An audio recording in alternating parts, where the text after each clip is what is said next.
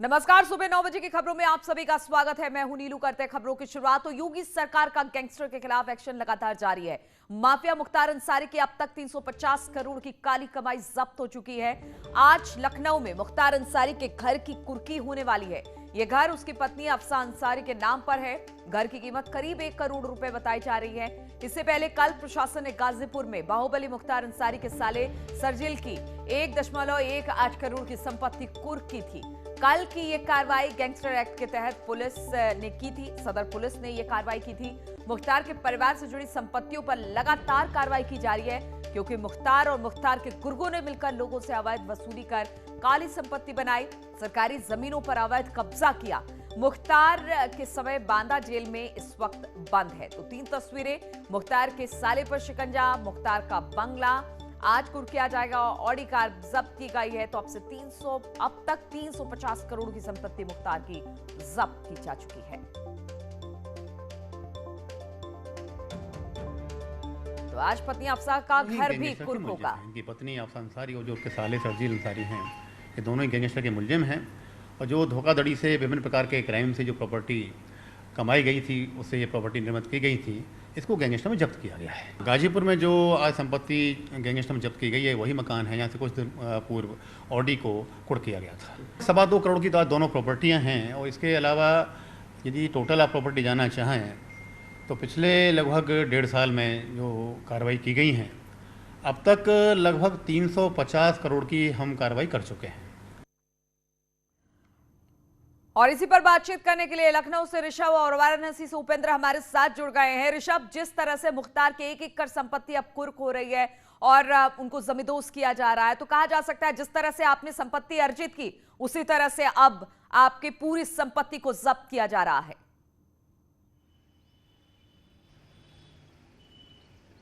जी नीलू, देखिए योगी सरकार का बिल्कुल स्पष्ट संदेश है कि अपराध से अगर आपने संपत्ति अर्जित की है, अवैध कामों से संपत्ति अर्जित की है, तो आपकी वो संपत्ति जब्त की जाएगी। गैंगस्टर एक्ट में एक धारा है 14(1), जिसके तहत अपराध और अवैध कामों से अगर आपने संपत्ति कमाई है तो उसको जब्त किया जाएगा। IS 191 इंटर स्टेट 191 एक गैंग है जिसके मुखिया मुख्तार अंसारी हैं। उसी गैंग के सदस्य उनकी पत्नी अफसा भी हैं। अवैध कामों से उन्होंने जहां जहां संपत्ति बनाई है, उन संपत्तियों को जब्त करने का काम चल रहा है। वाराणसी जोन में ही करीब 350 करोड़ की संपत्तियां जब्त हो चुकी हैं। कल गाजीपुर में हुई है और अब बताया जा रहा है राजधानी लखनऊ के महानगर इलाके में भी अफसा के नाम से एक फ्लैट है। उस फ्लैट को गाजीपुर पुलिस गैंगस्टर एक्ट के तहत जब्त करेगी। गाजीपुर पुलिस वहां से निकल चुकी है। बताया जा रहा है आज दिन में किसी भी वक्त ये जब्ती की कार्रवाई हो सकती है। हालांकि बात सिर्फ मुख्तार अंसारी की नहीं है, चाहे अतीक अहमद हों या विजय मिश्रा हों, बदन सिंह बद्दो पश्चिम में हो, सुंदर भाटी हों, जितने भी बड़े बड़े माफिया हैं जिन्होंने अपने आतंक, अपराध, अवैध कामों से संपत्ति अर्जित की है, उसको गैंगस्टर एक्ट के तहत जब्त किया जा रहा है। पूरी कोशिश की जा रही है कि माफियाओं की कमर तोड़ दी जाए। बाराबंकी में एक मुकदमा दर्ज है, उसमें भी 3 मुख्तार के जो बॉडीगार्ड चलते थे, निजी बॉडीगार्ड चलते थे, उनको कल बाराबंकी पुलिस ने गिरफ्तार किया है। बताया जाता है जो एक फर्जीवाड़ा करके एम्बुलेंस हमेशा साथ लेके चलते थे मुख्तार अंसारी, उसमें 3 इनके निजी गार्ड रहते थे, उनको बाराबंकी पुलिस ने गिरफ्तार किया है। तो कुल मिला के एक मजबूत घेराबंदी की जा रही है, एक ब्रिक वॉलिंग की जा रही है बड़ी मजबूत, कि अगर अपराध और आतंक से आपने संपत्ति अर्जित की है, बिल्कुल, अगर आपने गैर कानूनी तरीके से अपनी संपत्ति अर्जित की है तो फिर उस पर कार्रवाई होगी। और ये दिख भी रहा है मुख्तार के केस में। वाराणसी से उपेंद्र भी हमारे साथ जुड़े हुए हैं। उपेंद्र, कल भी हमने देखा करीब 1.25 करोड़ की संपत्ति जब्त की गई, वहां पर कार्रवाई की गई है। यानी कि लगातार नकेल कसने की तैयारी सिर्फ मुख्तार ही नहीं, उनके गुर्गों पर भी। देखिए बिल्कुल, करीब पूरे पूर्वांचल में बात करें तो करीब 500 करोड़ की संपत्ति जो है माफियाओं गैंगस्टर के खिलाफ जब्त की गई है, जिसमें अकेले 350 करोड़ रुपए की संपत्ति मुख्तार अंसारी की है। कल गाजीपुर में जो है उस मकान को जब्त किया गया है जो उनके साले के नाम था। और अभी की बड़ी खबर यह है कि लखनऊ पहुंच गई है गाजीपुर की टीम और दिन में करीब 12 से 1 बजे के बीच में अफसा अंसारी के नाम पर जो मकान है गोमतीनगंज में बताया जा रहा है, उसको जो है पुलिस उसको सीजिंग और जब्ती की कार्रवाई करेगी। बात अगर आप पूरे उसकी करें फिगर की, तो ये देखिए कि केवल जब्ती की कार्रवाई ही नहीं की जा रही है, एक सिंबल दिया जा रहा है। ये जो आप ढोल की आवाज सुन रहे होंगे, ये घरों में एक बाकायदा मुनादी करके जो है जब्ती करी जा रही है, एक ढोल बजाया जा रहे हैं। ये एक सिंबल होता है, एक प्रतीक होता है कि जब आप सियासी होते हैं, जब आप नेता होते हैं, तो आपके आगे ढोल नगाड़े बजते हैं। लेकिन जब पुलिस जो है ताकतवर होती है, तो कुछ इस तरीके से आपको ये जो मैसेज होता है, यानी कि जो खौफ होता है, उसको कम करने की पुलिस की रणनीति है, जो नई रणनीति पूर्वांचल में देखने को मिल रही है। फिलहाल जो गैंग के नाम पर जो वो था, बिल्कुल, तो योगी सरकार उन तमाम लोगों के खिलाफ कार्रवाई कर रही है जिन्होंने कभी अपने रसूख के हिसाब से गैर कानूनी तरीके से संपत्ति को अपने नाम किया था। अब उन्हीं की संपत्ति जब्त की जा रही है। आप बने रहिए, आप सभी हमारे साथ। वहीं कल मुख्तार अंसारी एम्बुलेंस मामले में पुलिस ने 3 बदमाशों को गिरफ्तार किया। ये लोग उनके निजी सुरक्षा कर्मी है, साथ ही ये लोग उनकी खास एम्बुलेंस भी चलाते थे। इन तीनों पर 25-25 हजार का इनाम घोषित था। पकड़े गए सभी आरोपी गाजीपुर जिले के रहने वाले हैं। नगर कोतवाली पुलिस ने तीनों को बस स्टॉप से पकड़ा है। मुख्तार की एम्बुलेंस फर्जी दस्तावेजों से रजिस्टर्ड थी और इस मामले में पहले भी कई आरोपी जेल जा चुके हैं।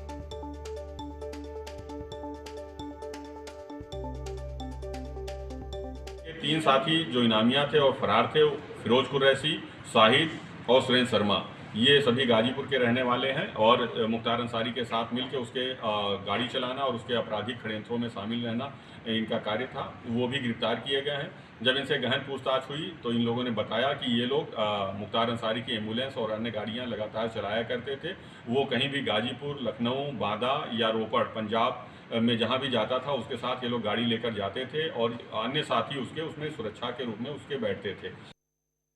मुख्तार अंसारी की पेशी एमपी एमएलए कोर्ट बाराबंकी में हुई, जिसमें विधायक जी ने गैंगस्टर एक्ट मऊ द्वारा पारित आदेश की जेल मैनुअल का पालन किया जाए और उसके तहत इनको टीबी की सुविधा दी जाए।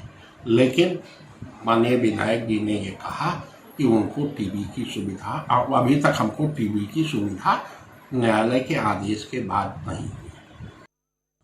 और अनिरुद्ध भी हमारे साथ इस वक्त जुड़ गए हैं। अनिरुद्ध, तीनों की गिरफ्तारी कहां से हुई है और कहा जा रहा था कि फर्जी एम्बुलेंस के मामले में पहले भी कई गिरफ्तारियां हुई हैं। जिस तरह से मुख्तार इस एम्बुलेंस को चलाया करता था फर्जी तरीके से और इसी से आना जाना करता था, अब कितनी बड़ी सफलता पुलिस को इन तीनों की गिरफ्तारी के बाद?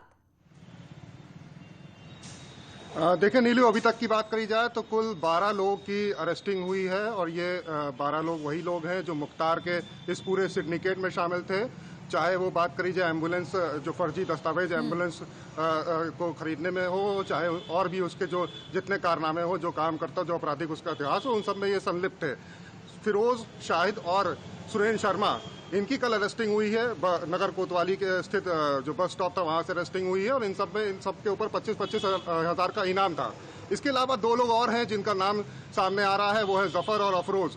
ये लोग भी इसी कृत्य में शामिल हैं। बताया जा रहा है कि ये लोग जब मुख्तार अंसारी चाहे रोपड़, चाहे गाजीपुर, लखनऊ कहीं भी मूवमेंट करता था तो ये सारे लोग उसके साथ रहते थे, सिक्योरिटी देते थे, एम्बुलेंस में भी साथ में रहते थे, चाहे एम्बुलेंस के अलावा जो जितनी उसकी निजी गाड़ियां थी उसमें भी ये साथ रहते थे। तो पूरे सिंडिकेट को तोड़ने की कवायद अब शुरू हो गई है। बाराबंकी पुलिस की तरफ से तमाम टीमें डिप्लॉय करी गई हैं हर उस जगह पे जहाँ पे मुख्तार अंसारी के लोग हैं, जो जिनके तार कह सकते हैं कि जब से ये एम्बुलेंस का केस बाराबंकी से शुरू हुआ, जो लोग थे उन सब की यहाँ छापेमारी कर रही है और ये सब और कोशिश कर रही है समझने की कि और कौन कौन लोग इसमें इन्वॉल्व है। तो पूरी तरीके से जो मुख्तार अंसारी का जो किला था वो ध्वस्त करने की कार्रवाई बाराबंकी की पुलिस की तरफ से चल रही है और अब तक इसमें 12 लोग जो हैं, कुल मुख्तार अंसारी को मिला के कुल 12 लोग जो हैं उनकी अरेस्टिंग हुई है और उनको जेल भेजा गया है। तो 12 लोग गिरफ्तार हुए हैं। अगर मुख्तार की संपत्ति की बात की जाए तो 350 करोड़ की अवैध संपत्ति अब तक जब्त हो गई और लगातार पुलिस की कार्रवाई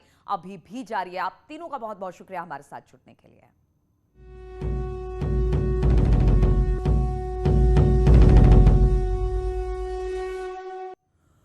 और सीएम योगी ने सुबह बलरामपुर स्थित देवीपाटन धाम में दर्शन पूजन किया है। योगी ने पूर्वांचल के प्रसिद्ध शक्तिपीठ पाटेश्वरी मंदिर में पूजा अर्चना की। पूजा अर्चना के बाद सीएम योगी ने गौशाला का जायजा लिया, गायों को चारा खिलाया। सीएम योगी जब भी बलरामपुर दौरे पर आते हैं तो मां पाटेश्वरी देवी की पूजा अर्चना जरूर करते हैं। वो कल शाम को बलरामपुर पहुंचे और रात्रि विश्राम के बाद आज सुबह करीब 7 बजे के आसपास योगी गोरखपुर के लिए वहां पर पहुंचे और पूजा अर्चना की। इसके बाद योगी गोरखपुर के लिए रवाना हो गए हैं। कहा जा रहा है कि गोरखपुर में सीएम अफसरों के साथ विकास कार्य और कानून व्यवस्था की समीक्षा कर सकते हैं।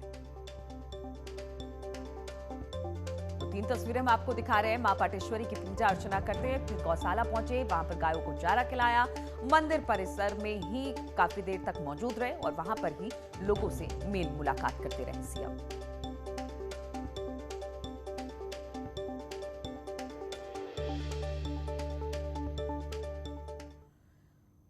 और ग्रेटर नोएडा से बड़ी खबर आ रही है। यहां पर खूनी संघर्ष हुआ है। पुरानी रंजिश को लेकर यह खूनी संघर्ष बताया जा रहा है। 2 पक्षों में फायरिंग हुई है, पथराव हुआ है। फायरिंग में एक युवक की मौत बताई जा रही है। जेवर थाना इलाके का यह पूरा मामला है। इलाके में इस वक्त तनाव की स्थिति है। भारी पुलिस फोर्स को तैनात कर दिया गया है इलाके में। तो 2 गुटों में आपसी संघर्ष में एक व्यक्ति की जान चली गई है। पुरानी रंजिश बताई जा रही है। इसमें फायरिंग हुई है, पथराव हुआ है दोनों पक्षों की तरफ से, जिसमें एक युवक की मौत हो गई है। ये पूरा मामला जेवर इलाके का में पुरानी रंजिश चली आ रही थी। इसी रंजिश को लेकर के ये घटना कारित हुई है। इसमें तत्काल मौके पे फील्ड यूनिट, प्रभारी निरीक्षक और मेरे द्वारा और एसीपी के द्वारा घटनास्थल का निरीक्षण किया गया है। गांव में शांति व्यवस्था कायम है। जो भी दोषी हैं उनके घर लगातार 3 टीमें गठित की गई हैं, उनके यहाँ दबिश दी जा रही है। और बिजनौर में प्रधान की पिटाई का वीडियो वायरल हो रहा है। प्रधान पर रंगरेलियां मनाने का आरोप है। पिटाई के बाद प्रधान अब थाने पहुंच गया है। पिटाई करने वाले 4 पर केस दर्ज कर लिया गया है। सिवहारा के हसनपुर का ये पूरा मामला है जहां पर प्रधान की पिटाई की गई। बताया जा रहा है कि बिजनौर में प्रधान की इस पिटाई का वीडियो वायरल हो रहा है। प्रधान पर रंगरेलियां मनाने का आरोप था। इसी दौरान उसकी पिटाई कर दी गई। बाद में प्रधान थाने पहुंचा और फिर 4 लोगों के खिलाफ उसने केस दर्ज करवाया है।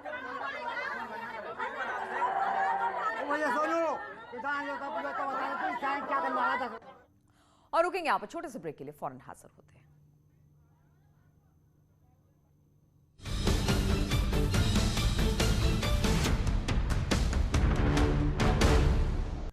और इस वक्त सूत्रों के हवाले से बड़ी खबर आ रही है कि केंद्र सरकार इसी सत्र में ओबीसी के आरक्षण पर राज्य को अधिकार देने का विधेयक पास करा सकती है। सूत्रों के मुताबिक इस विधेयक को आज होने वाली कैबिनेट की बैठक में पास कराया जा सकता है।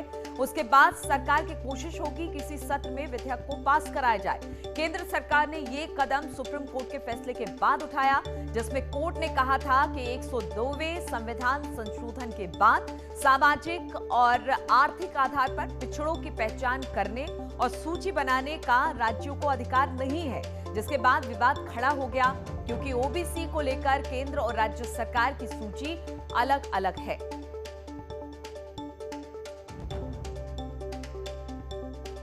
बातचीत करने के लिए अनूप गुप्ता इस पर हमारे साथ जुड़ गए। अनूप, क्या जानकारी इसको लेकर?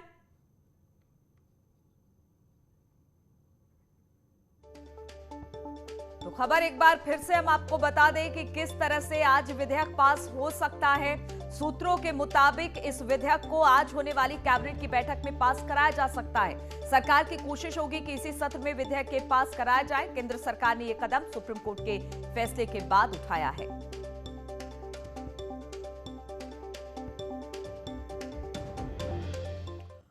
और आजम खान की जमानत पर फैसला आज हो सकता है। आज याचिका पर फैसला आ सकता है। 30 जुलाई को कोर्ट में बहस पूरी हुई। 2019 में अजीम नगर में दर्ज हुआ था केस और एमपी एमएलए कोर्ट में यह केस चल रहा था। शत्रु संपत्ति पर कब्जा करने का आरोप है और इस याचिका पर आज फैसला आ सकता है। और इस पर बातचीत करने के लिए विशाल इस वक्त हमारे साथ जुड़ गए। विशाल, क्या खबर, कब होगी सुनवाई, कितने बजे रखी गई है सुनवाई? देखिए बिल्कुल मैं आपको बता दूं, ये शत्रु संपत्ति का लेके मामला है। जो शत्रु संपत्ति थी उस पर आजम खान पर आरोप है कि इन्होंने इसको संपत्ति पे कब्जा करके इसको जौहर यूनिवर्सिटी में मिलाया था।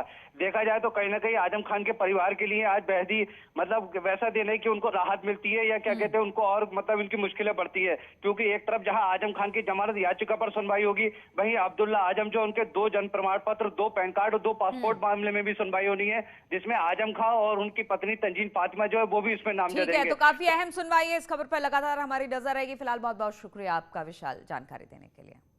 तो इन्हीं तमाम खबरों के साथ इस बुलेटिन में फिलहाल इतना ही। रुकेंगे छोटे से ब्रेक के लिए, लेकिन ब्रेक के बाद भी खबरों का सिलसिला यहाँ जारी है।